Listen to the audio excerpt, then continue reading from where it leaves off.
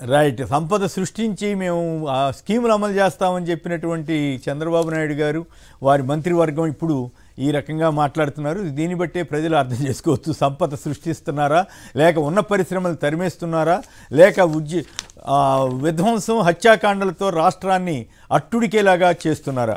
ముందుగా రామ్నాథ్ గారు చెప్పండి, ఈ పరిణామాలు మీకు ఏమనిపిస్తున్నాయి? వాళ్ళ జ్యోతి పత్రిక రాసిన తీరు పరిశ్రమని పారిపోయేలా చేయటమా, బ్లాక్మెయిలింగ్ పద్ధతిలాగా ఉందా? మీకేమనిపిస్తోంది? గతంలో ఇదే ఇండోసోల్ మీద ఆ భూమి ఇచ్చారని, అది ఇచ్చారని ఈనాడు వాళ్ళు చెడరాశారు. ఎట్టగొట్టి ఆ పరిశ్రమలు చెడగొట్టాలని, జగన్ ప్రభుత్వానికి ఇది రాకూడదని, పేరు రాకూడదనే ఉద్దేశంతో అనేక పరిశ్రమలకు వ్యతిరేకంగా రాశారు. ఇప్పుడు కూడా అదే పనిలో ఉన్నట్టున్నారు. ఇప్పటికి ప్రభుత్వం మారిన తర్వాత కూడా పరిశ్రమలని ఉండనిచ్చేదట్లేరు. ఒక పక్క విధ్వంసం ఇవాళ చూశారు మీరు, హత్యాకాండ వినుకొండ దగ్గర. ఈ పరిణామాలన్నింటి మీద మీ విశ్లేషణ ఏమిటి? కొమ్మినేని గారు, గుడ్ మార్నింగ్ అండి. నమస్కారం. తొలుత ఈ సంపద సృష్టి గురించి మాట్లాడితే పార్థసారథి గారు నవ్వులో ఒక అర్థం కనిపించింది. ఒక రాయి వేసాము, పడిపోయారు మీరు పిట్టల్లా ప్రజలంతా, ఇంకా ఇప్పుడు మీరేంది మళ్ళీ మా సంపద గురించి మాట్లాడేది అన్నట్టుగా ఆయన ఆహోభావాలు కనిపించాయి. దానికి తోడు సంపద సృష్టి అనేది జరుగుతుంది. కావాలంటే చూడండి, అప్పుడే విమానాల్లో, రైలు ప్రయాణాలు 35% ఏపీకి పెరిగాయని చెప్తున్నారు. పారిశ్రామికవేత్తలంతా వస్తున్నారని చెప్తున్నారు. అంటే రైళ్లలో వచ్చి పరిశ్రమలు పెట్టే వ్యక్తులు ఎవరు? ఈ సంపద సృష్టి అనేది అసలు ఎక్కడ జరుగుతోంది? 2014, 2019 మధ్య తెలుగుదేశం పార్టీ మీద ఏ ఆరోపణలు, విమర్శలు వచ్చాయో మళ్ళీ అదే ప్రయత్నం చేస్తూ ఉన్నారా? మొన్న చంద్రబాబు నాయుడు గారు ఇస్కాన్ కు సంబంధించి ఒక కార్యక్రమానికి వెళ్ళారు. అక్కడ ఒక ఆయన మాట్లాడుతూ ₹1 కోటి అన్నా క్యాంటీన్లకు విరాళం ఇస్తూ కారణం కూడా చెప్పారు. బాబు గారు సీఎం అయిన తర్వాత కృష్ణా, గుంటూరు జిల్లాలో ఆస్తుల విలువ పెరిగింది, నా వంతుగా ₹100 కోట్ల మేర పెరిగింది, కాబట్టి నేను ₹1 కోటి విరాళంగా ఇస్తున్నానని చెప్పారు. అంటే కేవలం భూముల రేట్లు పెంచడం, అది కూడా ఒక ప్రాంతంలో భూముల రేట్లు పెంచడమే సంపద సృష్టి అనుకుంటున్నారా అన్న అభిప్రాయం అయితే కలుగుతుంది. అల్లావుద్దీన్ అద్భుత దీపం ఉందా మా చేతిలో అని సత్యకుమార్ గారు మాట్లాడుతున్నారు. ఎన్నికల ముందు తెలియదా?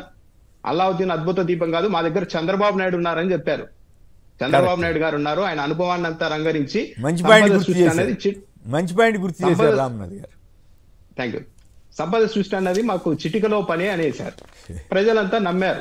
ట్రాక్ రికార్డు చూసి కూడా నమ్మారు. గతంలో కూడా 95 నుంచి ప్రతిసారి ప్రతిపక్షంలో ఉన్నప్పుడు సంపద సృష్టిస్తా అంటారు, కానీ అధికారంలో ఉన్నప్పుడు ఎప్పుడు రెవెన్యూ లోట్లోనే తెలుగుదేశం పార్టీ ప్రభుత్వం నడుస్తుందని తెలిసినా కూడా ఏమో అనుభవం మరింత పెరిగిందేమో, ఈసారి ఏమన్నా సంపద సృష్టిస్తారేమో అని ప్రజలు నమ్మి కూడా ఓట్లేశారు.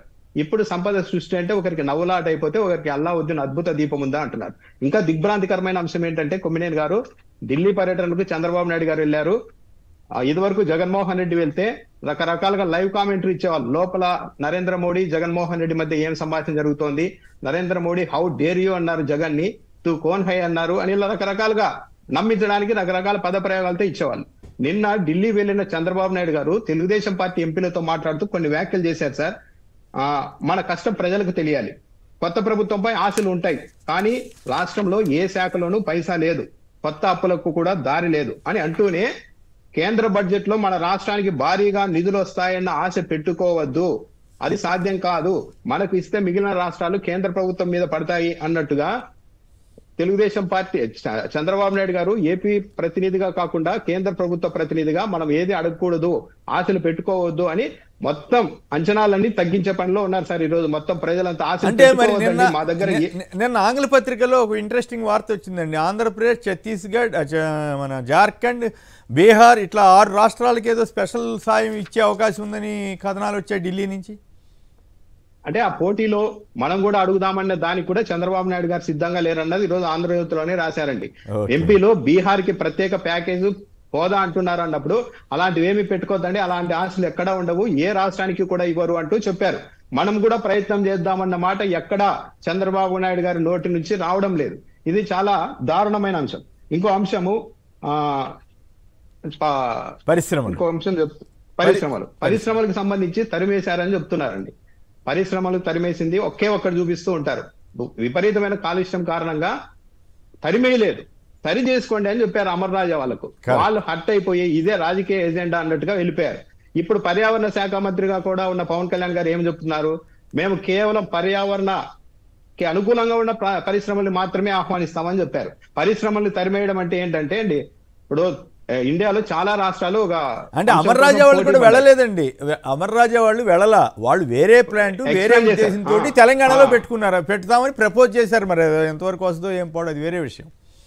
దాన్ని తరిమేశారు అన్నట్టుగా ప్రచారం పూర్తిగా చేశారు. మిస్లీడ్ చేస్తూ Correct, వచ్చారు. correct. దాంతో పాటు పరిశ్రమల్ని తరిమేయడం అంటే ఎలా ఉంటుందంటే అండి, అనేక రాష్ట్రాలు పోటీ పడితే కేంద్ర ప్రభుత్వం ఆ మధ్య జగన్మోహన్ రెడ్డి ప్రభుత్వ హయాంలో ఏపీకి బల్క్ డ్రగ్ పార్కుని కేటాయించింది. అవును. అలా కేటాయించగానే తెలంగాణ మంత్రి కేటీఆర్ గారు కూడా మాకు ఇవ్వలేదు, మాకు ఎందుకు ఇవ్వరు అంటూ ప్రశ్నించారు.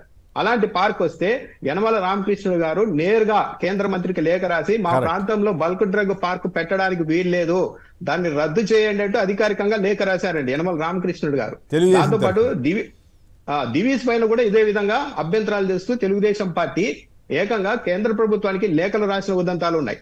పరిశ్రమలు చేతులు మారుతున్నాయి, అమ్మేసుకొని వెళ్ళిపోతున్నారు అంటూ కూడా ఈ రోజు రాశారు. అంటే హెరిటేజ్ సంస్థనైతే పెద్ద నోట్ల రద్దుకు కొద్ది రోజుల ముందు మార్చేసుకొని ఏమైనా చేసుకోవచ్చు, అది బ్లాక్ మనీని వైట్ మనీ చేసుకోవడం అని ఎవరు ప్రశ్నించకూడదు. మిగిలిన పారిశ్రామికవేత్తలు కానీ ఎవరైనా కానీ వాళ్ళ లావాదేవీలు నడుపుకుంటే మాత్రం ఇదంతా ఒక కుట్ర అని ప్రచారం చేయడం మాత్రం సరైనది కాదు. ఇక శాంతి భద్రతల విషయానికి వస్తే ఈ రాష్ట్రంలో శాంతి భద్రతలు తెలుగుదేశం పార్టీ వాళ్ళకి అసలు ఈ ధీమా ఎలా వస్తుంది? కార్యకర్తలకు, నాయకులకి నడి రోడ్డు మీద పోలీసుల్ని తిట్టినా, హత్యలు చేసినా, దాడులు చేసినా, ఆన్ రికార్డ్ వీడియో రికార్డులు ఉన్నా సరే మాకేం కాదన్న ధైర్యం ఎక్కడి నుంచి వచ్చింది అంటే ప్రత్యక్షంగా పరోక్షంగా టీడీపీ నాయకత్వం నుంచే వచ్చిందండి. 2 ఉదాహరణలు కొమ్మినేని గారు తెలుగుదేశం పార్టీ గతంలో అధికారంలో ఉన్నప్పుడు కర్నూలు జిల్లాలో వైసీపీ ఇన్ఛార్జ్ గా ఉన్న నారాయణ రెడ్డిని అతి దారుణంగా ట్రాక్టర్లతో ఢీకొట్టి ఒక 25 మంది చుట్టుముట్టి పొలాల్లో పరిగెత్తుతుంటే మరి దారుణంగా నరికేస్తే ఆ కేసులో నిందితుడుగా కేఈ శ్యామ్ను పెడితే ఆయన అరెస్టు చేయలేదు. నారాయణ రెడ్డి గారి సతీమణి శ్రీదేవి గారు హైకోర్టు వరకు వెళ్తే మరి ఎందుకు మీరు అరెస్ట్ చేయలేదని చెప్తే ఆయన పరారీలో ఉన్నారు, అజ్ఞాతంలో ఉన్నారు, మాకు దొరకడం లేదని పోలీసులు చెప్పారు. కానీ ఆయన అప్పుడు స్వేచ్ఛగా అన్ని ఫంక్షన్లకు, అన్ని కార్యాలయాలకు వెళ్తూ ఉండేవారు, తిరుగుతూ ఉండేవారు. దాంతో పాటు అనంతపురం జిల్లాలో గతంలో ప్రసాద్ రెడ్డి తర్వాత ఇప్పుడు ఆయన ఎమ్మెల్యే కూడా అయ్యాడండి. తర్వాత ఇప్పుడు ఆయన ఎమ్మెల్యే కూడా అయ్యాడు. ఎమ్మెల్యే కూడా అయిపోయారు. గతంలో అనంతపురంలో ప్రసాద్ రెడ్డి అనే వ్యక్తిని తహసీల్దార్ కార్యాలయానికి పిలిచి మరి తలుపులు వేసి దారుణంగా నరికేస్తే పోలీసు ఉన్నతాధికారులు అక్కడున్న స్థానిక 2 పోలీసుల పైన చర్యలు తీసుకుంటే అప్పుడున్న మంత్రి గారు ఏకంగా గన్మ్యాన్లను వెనక్కి పంపిస్తా, నేను వాళ్ళిద్దరి మీద చర్యలు తీసుకుంటే అని బెదిరిస్తే మళ్ళీ అదే పోస్టింగ్ అక్కడే ఇచ్చేశారు, బదిలీలు కూడా చేయకుండా. అంటే దీనివల్ల ఏమైపోయింది? చివరకు పోలీస్ వ్యవస్థలో కూడా మనకు తెలుగుదేశం పార్టీ నాయకులు ఏది చెప్తే అది పాటిస్తే మనకి ఏమీ ఇబ్బంది ఉండదు అన్న ఒక అభిప్రాయానికి వచ్చేసినట్టుగా ఉన్నారు. తెలుగుదేశం పార్టీ శాంతి భద్రతల విషయంలో ఇప్పుడే కాదండి, చంద్రబాబు నాయుడు గారు గతంలో ఉన్నప్పుడు రాయలసీమలో 100 హత్యలు జరిగాయి, కొన్ని చోట్ల ఎఫ్ఐఆర్లు లేవు, ఎమ్మెల్యేలు, మాజీ ఎమ్మెల్యేలను కూడా చంపేశారు, చివరకు ఆర్ఓసి చంపేశారు, నక్సలైట్లు చంపేశారు అంటూ వాళ్ళ ఖాతాలో వేశారే గానీ ఏ రోజు కూడా శాంతి భద్రతలు ఇలా ఎందుకు అయ్యాయి అన్న కోణంలో చంద్రబాబు నాయుడు గారు ఆలోచించింది లేనే సార్.